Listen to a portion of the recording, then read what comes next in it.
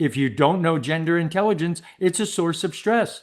My wife used to chase me around at the end of the day wanting to talk about it. I just kept saying, why? I don't want to talk about anything. I just want to go to my cave and shut down. So now understanding that my stress level goes down, that danger of creation of dopamine is why most men have affairs. Nothing to do with the sexual side of it, especially women. If you do something that a man does, because women, society is teaching them to be successful, you have to act like a man. Number one, that's not true.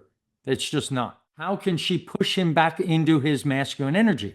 Yeah. And his answer was amazing. He said, when he starts complaining, I want you to interrupt him, out complain him, and then ask him to do something. An action. Welcome back to the MarsVenus Coaching podcast, where we explore what it really takes to build a thriving coaching practice. Now, before we dive in, a big thank you to everyone who's already subscribed. It's wonderful to see that the work that we do resonates and helps others. And if it helps you too, if you enjoy our content, then we'd love you to become part of the MarsVenus Coaching family. Just click that subscribe button and never miss an episode again. Thank you. It really means the world to us. Now, today we are diving into the science behind gender intelligence. What is it? How does it work? And why is it such a game changer? And we also look at real coaching scenarios in life, in business, and in corporate coaching. And we show you how exactly to coach men and women differently and why it matters. My guest, as always, is Richard Bernstein, CEO of MarsVenus Coaching.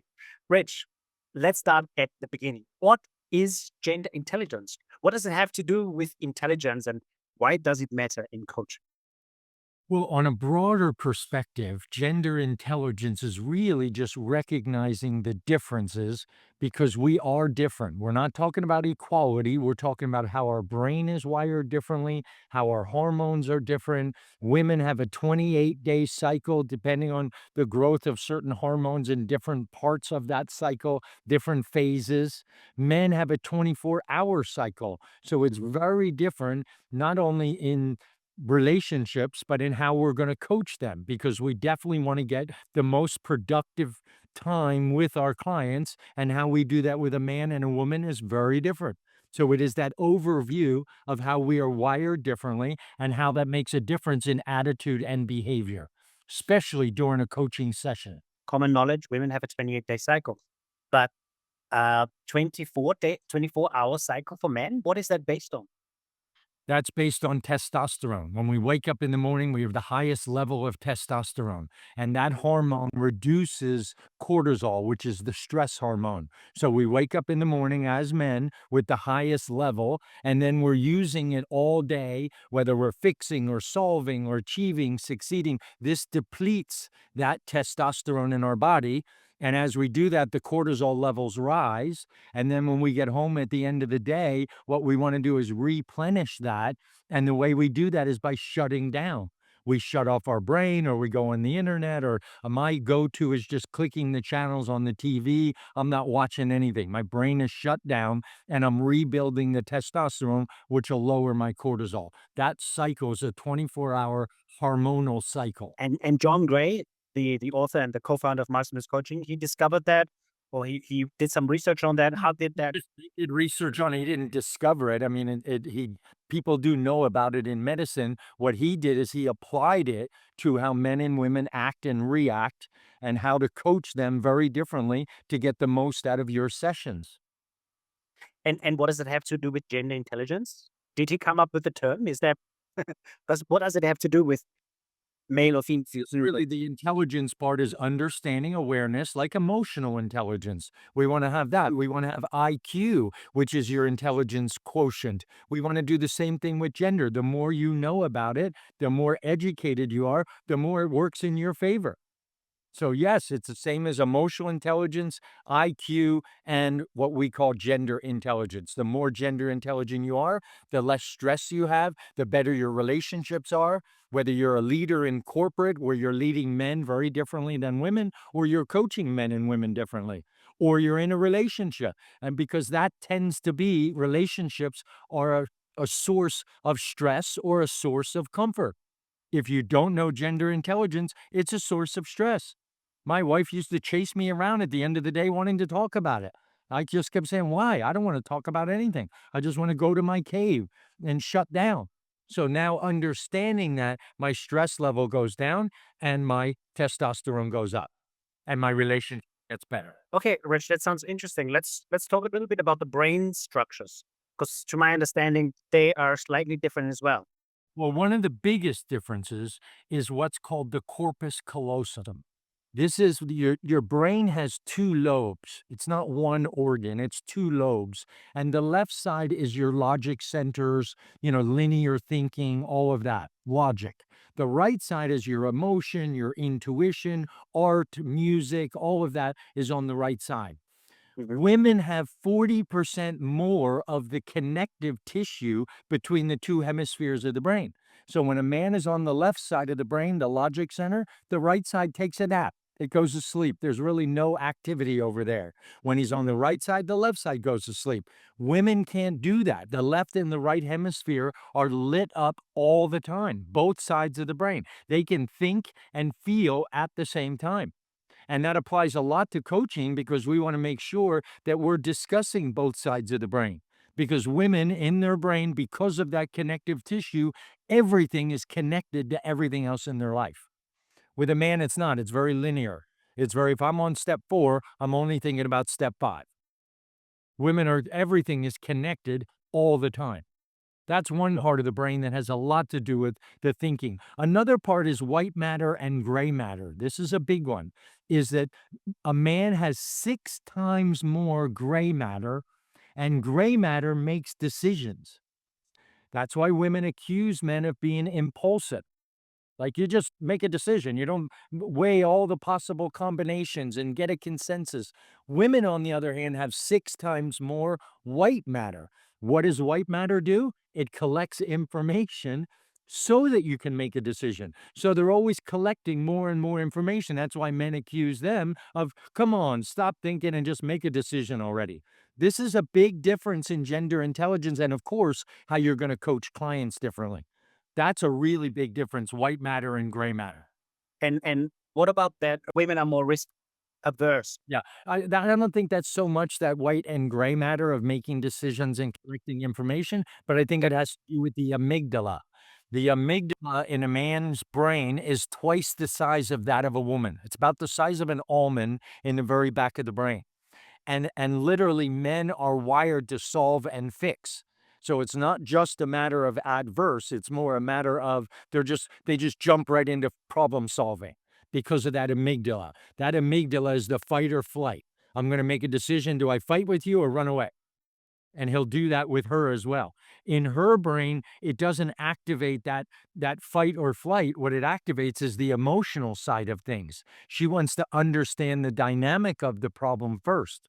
She wants to understand, why did this problem happen so I can avoid it. Men just jump right into fixing it. When they do that and they start to do things that are risky, they build dopamine. Dopamine can be addictive in the man's brain. That's a chemical. That's not a wiring difference. That's a chemical difference. And so men can get addicted. It's like cocaine to a man's brain is dopamine. That's why men jump out of airplanes. That's why men do stupid things like that, is more that dopamine production. They love it. In fact, I heard John Gray talking once about, do you know most men do not have affairs because of the sex? They have affairs because of the dopamine in the brain that they might get caught. Most men in a relationship, that danger of creation of dopamine is why most men have affairs. Nothing to do with the sexual side of it. What else? So we have the corpus callosum. We talked about the amygdala. We talked about white matter and gray matter. Anything else that is significantly different with? The limbic system, which is the seat of emotion in a woman's brain, all three, the hypothalamus, the hippocampus, and that limbic system, are lit up. It's all three parts of the brain, and it's not only larger, it's deeper into the brain. So they're feeling that emotion much more. They're storing memories with the emotion. Most women, when they have a memory, they have much more vivid memory than a man, and it's attached to the emotion. Men typically don't do that. They just store the memory and there's no emotion attached to it. That's why it's not as vivid. So there's a lot of different parts of the brain like this that make such a difference in relationships, in life, in leadership, in business, and of course, in coaching. Imagine your client is feeling overwhelmed. He or she, the client is trying to balance career and responsibilities at home. Let's start with a man. How would you coach a man around that? Let me just mention, because I read an article once from Richard Branson that I thought was so appropriate. He said, the problem with work life balance is the word balance, because that word connotates we're supposed to balance the two equally, or a third of sleep and a third of this, your life, and a third of your business or your work. That's unrealistic. And so that puts pressure on people, just that word balance. What I read recommended that you replace it with is work-life harmony. So that's the first thing that I would talk to a man or a woman, is how to harmonize their life together as opposed to trying to balance them, because you can't. So how do you actually harmonize, a nice morning with getting work done, but still having a nice breakfast with your partner or something like that. And then your afternoon and your evening, have a nice dinner and maybe work for another 30 minutes. It's not a matter of trying to balance them. It's a matter of trying to harmonize them. And I frankly live that lifestyle. I really try to harmonize my work, my business, my lifestyle, my health, my finance, every part of my life. I want to harmonize them. Mhm. So does it mean you never experience stress? No, it doesn't mean that at all. Of course not. Okay, so I mean, I totally agree. Harmonizing is important, but how would you coach a stressed man? Yeah. So stress, when you're under stress, your body actually believes you're in danger. That's what the cortisol hormone is all about. Is that if a lion jumped through your window right now, your body would actually believe I'm in danger. So I'm going to raise this thing called cortisol, and this cortisol is going to help me get out of danger. It gives you extra speed in your legs. It gives you extra strength in your arms. It gives you acuity of vision. The only thing that lowers the production of cortisol in a man's body is testosterone. So I focus on making that man increase his testosterone. Okay. I'm going to give him testosterone producing activities to lower the cortisol, the stress, because that's what your body believes is you're in danger. Anytime you're under stress, your body thinks you're in danger, that I got to get out of danger. So I would be coaching the man on the production of testosterone. How can he actually do that? Helping his partner to help him feel like a man, put her head on his shoulder, give him a hug, tell him how amazing he is and how important he is to this family. Things like that rebuild a man's testosterone. In a woman's body, on the other hand, she has this hormone called oxytocin. Oxytocin lowers cortisol just like testosterone does for a man. So that oxytocin production, they do it the opposite. Men typically need to be alone.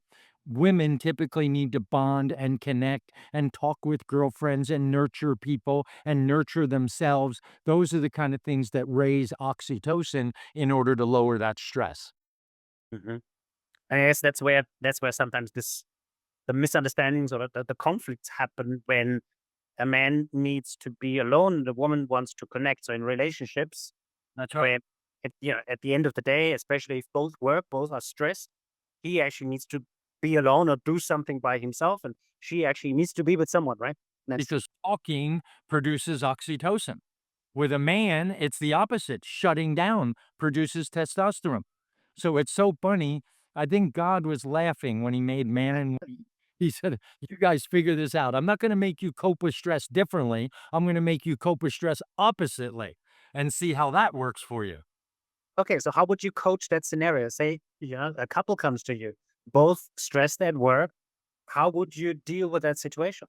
I would do both like this. First of all, she needs that connection at the end of the day because now her second work day starts. She's got to cook or clean or do all. So she comes home with very low oxytocin. And so I would tell him to have what John calls a Venus talk.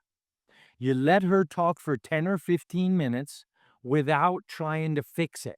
Don't fix her. Don't give her solutions. Don't tell her what she should or shouldn't do. Just listen with your mouth shut. I have a scar on the side of my tongue from biting my tongue and allowing Valerie to talk. Just let her talk about it. Don't give her solutions. Just, oh, that had to be hard. I want to empathize with her.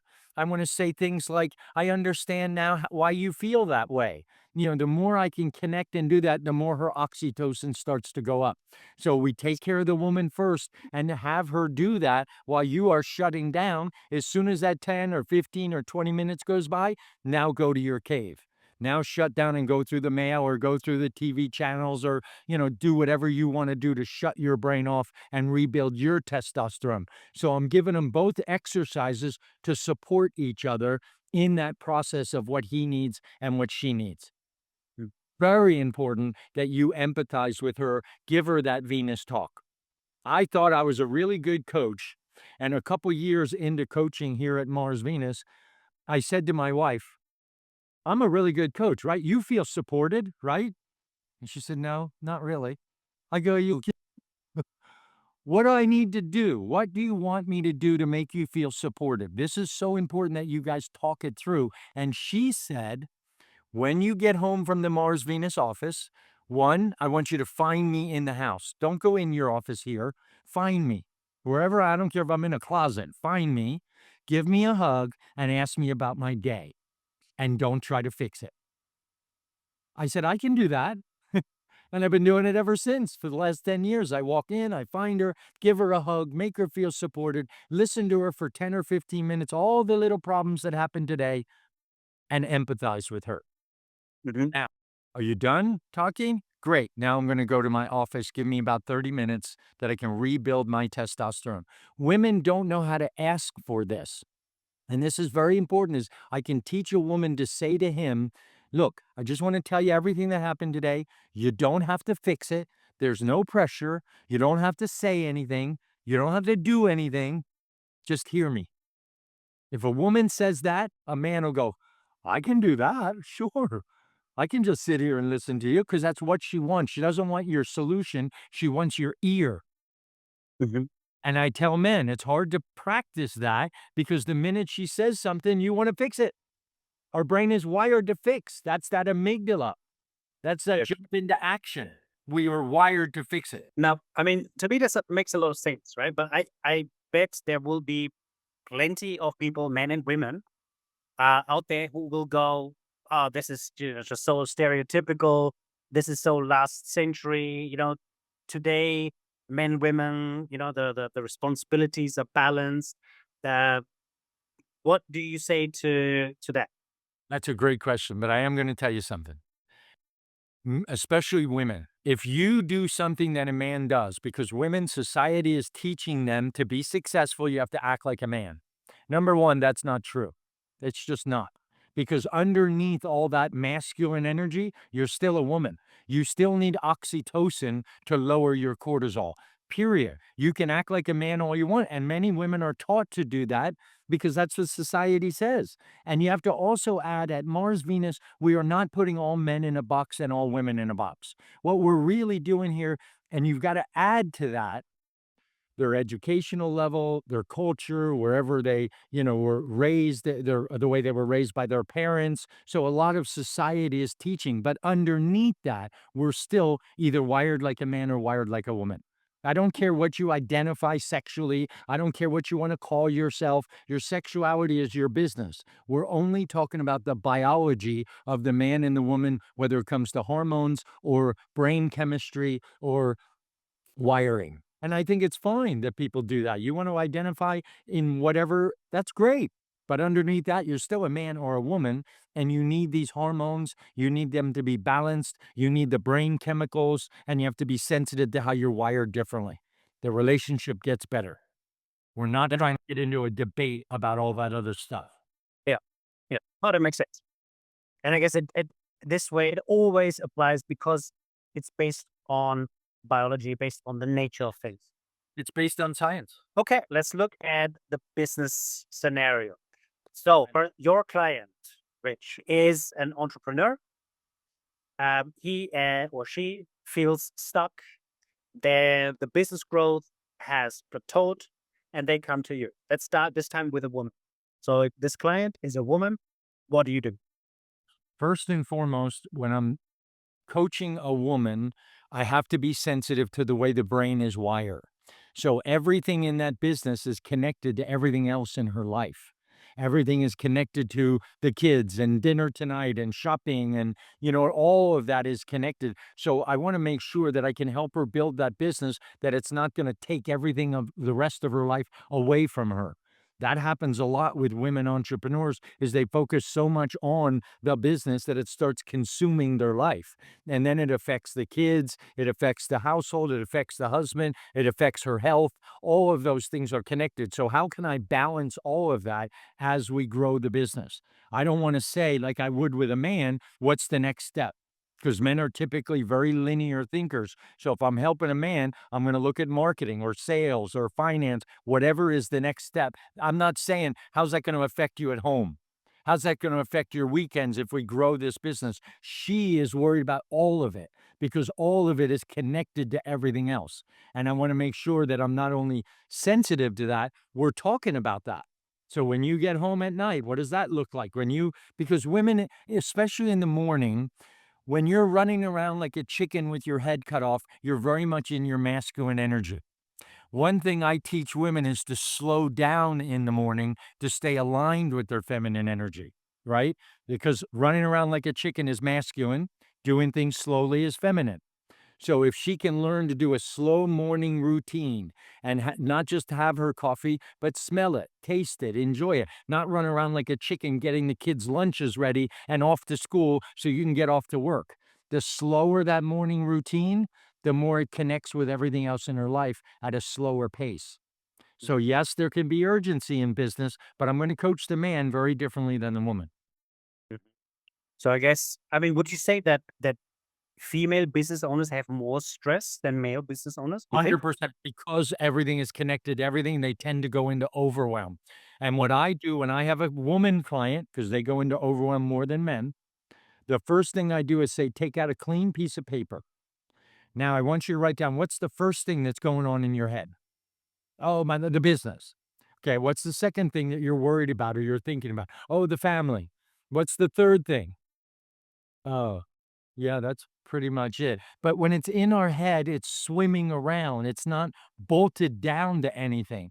And our mind's eye works very differently than our real eyes.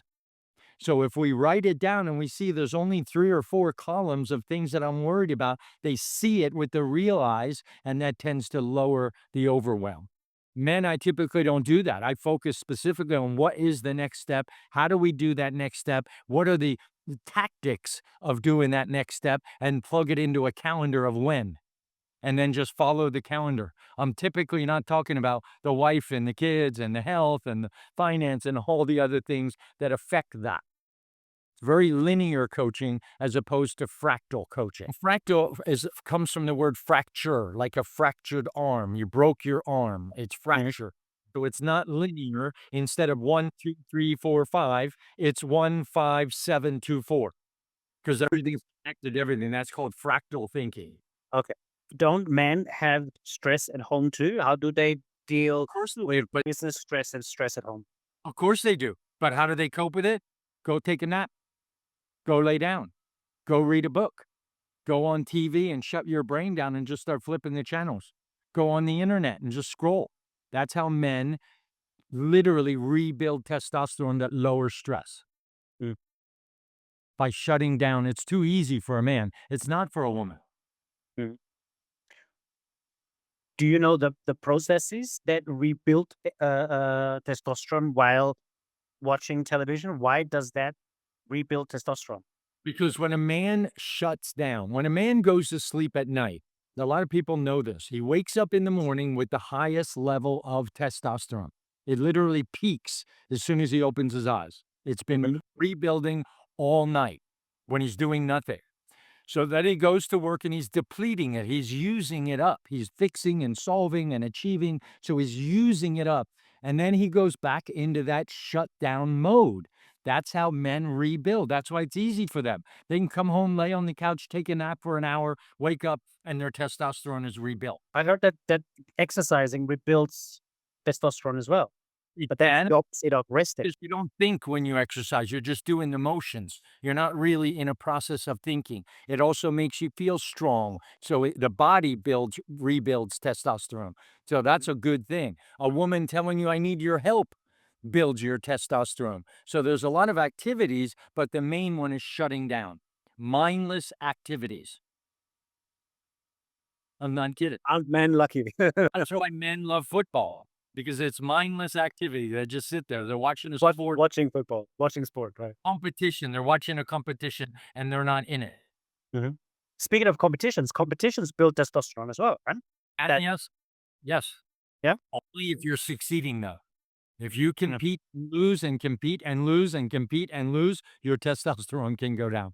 If you get home, your wife berates you and tells you how horrible you are and I don't feel supported and you're not a good husband, testosterone goes down. Mhm. Rebuilding testosterone physically is so important for a man's success. Mhm. And how do women rebuild oxytocin? I mean, we talked by talking, right? By connecting. What else Talking, can they do? going to lunch with girlfriends, going out shopping, taking a bubble bath, getting your hair done, getting your nails done, getting a massage, doing a spa day, things that relax them and reduce all of that stress by them nurturing self. Because women produce more oxytocin when they do something for themselves than when they do something for others. Or when others do something for them, you mean that? Yeah, Or and when to allow that. A lot of women are not good. They resist people doing things for them. Mhm. When you allow that into your life, you build more oxytocin. But it's all about connection and bonding and talking and, you know what I mean, asking questions. And that's all about producing oxytocin. Okay. All right. Let's go quickly back to the business coaching. I mean, okay. So for men, it seems pretty clear. You concentrate on KPIs, goals. It's a linear process. Map it out and follow through. Give We testosterone. Tell him what a great job he's doing in business. Tell him what a great job you're succeeding, you're achieving. Men love those words. I'm very proud of the men that I coach when I tell them, I'm really proud of you. You've done a great job this week. They're like, really? Did I? You know, their chest pops out. They like to feel proud of themselves. Builds testosterone. Okay. And with women, you also need to look at their family life, or their life at home, or their surrounding.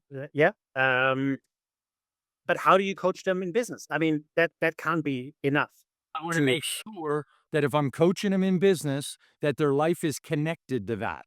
So I want to make sure, do you have time in the morning to do things slowly? Do you have time in the evening? You know, I try to keep them aligned with that feminine energy while they're building the business. So it's a balance of the two. With a man, it's just linear. With a woman, I'm trying to balance the two. Tell me about your home life. What do you do when you get home? Even though we're talking about marketing or sales or whatever, I want to connect it with the rest of her life. I want to make sure she learns to shut down Yeah. when she gets home, get back into her feminine energy. Yeah. Do It's something almost for herself tonight. Take a bubble bath tonight. so it's almost like with a woman, with a female entrepreneur, you would do business coaching and life coaching combined, right? Correct. It's just with a man, you don't need to do that much. That's right. What do you do with a man who is in a very feminine energy? First of all, I got to get him back into his masculine energy. I got to do that by getting to start fixing and solving and achieving. When a man takes action, he's back into his masculine energy. So I want him to take action. I get him to physically do things. You know, it's kind of funny that we were on a worldwide call with John Gray with all the coaches that we do every 5, 6 weeks. And during that call, it was during COVID. And one of the coaches said her client is complaining that her husband is in his feminine energy because he's not going to work anymore. He's on the computer all day because of COVID. We're not going out hunting. So he's at home, he's on the computer, and he's complaining all the time, which is feminine energy, by the way, complaining. That's how they use the relationship complaining is typically a request. Yeah. Yeah. They're requesting something. They're just doing it in a complaining way. Men misinterpret that as, oh, she's not happy, but that's not true. She's just using her relationship to lower her stress. So when Yeah. she's complaining, she's talking, Yep. right? So we're on Yep. this call, Sounds right. and he says so to the woman. The woman said, "So what do I tell my client? How can she push him back into his masculine energy?" And his answer was amazing. He said, "When he starts complaining, I want you to interrupt him, out complain him, and then ask him to do something, an action. Just jump in and start complaining more than he does, and then get him to do, can you change the light bulb? Can you do this? Can you do that?" Because a man, if he's doing something, he wants to feel like the emergency man. So if I change a light bulb, I'm all proud of myself. My testosterone goes up because I did something she won. I want to feel needed as a man. Feeling needed increases testosterone. Mhm. And so Mhm. I thought that answer was brilliant. Out complain him and then get him to do something physically. All right, let's move into the last scenario into our corporate world. Yeah, let's say we are coaching a team. Yeah, it's mixed gender, men, women together. Executive team struggles with communication. The women feel unheard, the men feel criticized. Yeah. What do you do? Okay. First of all, leadership is critical. Whether you're a man leading a man or a man leading a woman is critical in corporate. It's one of the most important things I focus on when I coach corporate people. It's either their time or their team. So being a leader of men and women is very different. I'll give you an example. If you worked for me and you came to I called you in my office and I said, "Helmut, you're doing a great job. I'm going to give you a promotion. I'm going to give you more money. I'm going to give you more responsibility." You're going to say, "Great, let's get started." There's no Mhm. second thought because you were there to get a promotion, to get more money, to rise up the corporate ladder. Men think linear that way. So it's the next step in the ladder, in the job ladder, I call it. Mhm. With a woman, they're going to be very careful because if I call her in and say, "You're doing a great job. I want to give you a raise. I want to give you more money. I want to give you more responsibility." Do you know what she's thinking? How's this going to affect my kids? How's this going to affect my weekend? How about vacations? How about she's thinking about how it affects her entire life. So I'm not going to say to her, "You ready to go?" I'm going to say, "I want you to think about this, but as a good leader, I'm going to bring up this won't affect the kids. You'll still be home at dinner time. Your weekends will be the same. It's just when you're here, I want to make sure you take on more responsibility, but I feel confident you can do that." So in a woman, like we talked about at the beginning, even in life, everything is connected to everything else. And as a leader, I want to address that. Mm. I'll give you another scenario that's really important. And I hope there's some corporate people listening to this because this is a big mistake that men make. If I'm standing up in front of a group of men and women, let's say in a boardroom, and we're having a meeting, there is an unspoken language between men that in that meeting, if you have something to say, you would just jump in and say it. "Hey, Rich, what about this?" That's how men are. They just interrupt and jump in. It's unspoken language that if you didn't have anything to say, I'm not going to call you out. I'm not going to go, "Well, Helmet, what do you think?" Because if you had something to say, you would have said it. Right. Women are very different. They're sitting there waiting to be called on. And me as a leader, I'm thinking, well, if she had something to say, she would have said it. And since she didn't jump in and say something like a man would, then I don't want to call her out. I don't want to say, "Well, Sally, what do you think?" Because that's rude. So I don't say anything, and she feels not included. Mhm. So with a man, I don't call them out. I don't say anything. If they want something to say, they jump in. With women, every single one of them, "Sally, what do you think? What do you think? Valerie, what do you think?" I want to include them so they Yeah. feel included, not that unspoken language that if you had something to say, you would have said it. This is big in corporate. This happens all the time where women are misinterpreting what a man does or what a woman does. If two men are around the water cooler on a Monday morning talking about the football game yesterday, and a woman walks into the break room, what do the two men do? Stop talking. They stop talking. She doesn't want to know about football, so she feels excluded. We make these mistakes all the time. So it's unintentionally, we create those mistakes. Yep. And understanding gender intelligence, or understanding how to communicate better between the sexes, between men and women, Yep. will improve that. It even changes raising children. I have a son and a daughter, very different. I talk to my son very linearly. I talk to my daughter very fractally. Well, how's that connected to this? And oh, I understand how you felt that way. Very different in parenting, even. Mhm. So the question is, do you have a tip for someone who is a coach, who's working with men, women in life, in business, in the corporate world? What's the most important thing they need to be aware of? Recognizing the differences, that women are not like men. Again, I want to repeat, we're not talking about equality, we're talking about difference. And that difference, just being sensitive to it, just being aware of it. First thing I would do is become a MarsVenus coach, because we teach all of this. And so you learn it, you live it, you breathe it. It's part of who you are, whether you're coaching or in corporate, because you can be a corporate executive and become a MarsVenus coach and use that material in corporate, which many of our coaches have done. They don't go out and practice and get clients. They use it in their corporate, they use it in their family. So that's the first thing, is to learn this, recognize the differences. So I guess the point is, men and women don't need the same coaching. They need coaching that respects their brain chemistry, their biology, and their communication patterns, right? Right. If this gave you new insights, then click the subscribe button. Join us next Tuesday again. And if you want to learn how to coach with gender intelligence yourself, then visit the MarsVenus Coaching website, click a button there, or click the button below in the description and sign up for a call. We'd be happy to talk to you.